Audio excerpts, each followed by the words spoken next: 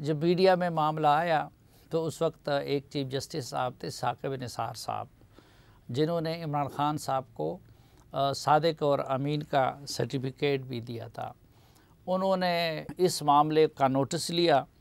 اور اس میں ظاہری بات ہے کہ آئی جی کا تبادلہ بھی اس بنیاد پہ کیا گیا تھا۔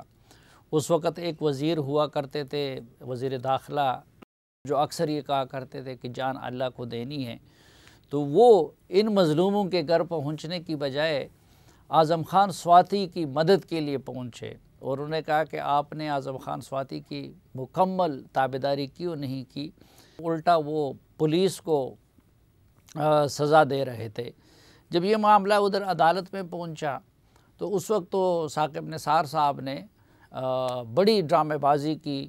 مجھے بھی انہوں نے روسٹرم پہ بلایا، میں نے بھی اپنا موقف دیا، دوسری طرف اعظم سواتی صاحب کھڑے تھے اور اس خاندان کو بھی بلایا، اور پھر انہوں نے ایک جے آئی ٹی بھی تشکیل دے دی، اور کہ وہ اعظم سواتی صاحب کے معاملات کی اور ان کی جائیدادوں کی اور اس کی تحقیقات کریں۔ لیکن اس جے آئی ٹی کا کیا ہوا؟ وہ ظاہری بات ہے کہ عمران خان کی حکومت میں اس طرح کے وزیروں مشیروں کے معاملات جس طرح دفن کیے جاتے تھے، تو اعظم سواتی صاحب کا معاملہ بھی دفن ہو گیا، اور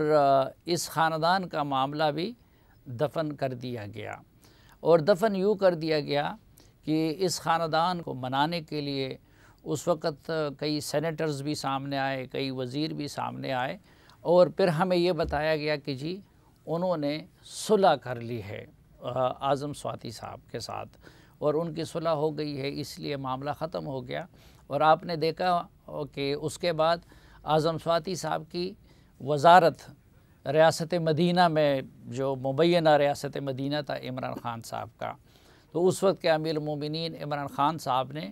اعظم سواتی صاحب کی نہ صرف یہ کہ وزارت بحال کر دی، بلکہ انہیں ریلوے کا وزیر بنا دیا۔ اب ہم مطمئن تھے کہ شاید معاملہ ختم ہو گیا ہے، اور اس خاندان کے ساتھ جو ظلم ہوا ہے اس کی کسی نہ کسی شکل میں تلافی ہوئی ہوگی، لیکن پچھلے دنوں اس خاندان نے مجھ سے رجوع کیا اور مجھے بتایا کہ اس کے بعد بھی ان کو دھمکیاں مل رہی ہیں، اور جو وعدے ان کے ساتھ کیے گئے تھے اس میں کوئی وعدہ بھی پورا نہیں کیا گیا۔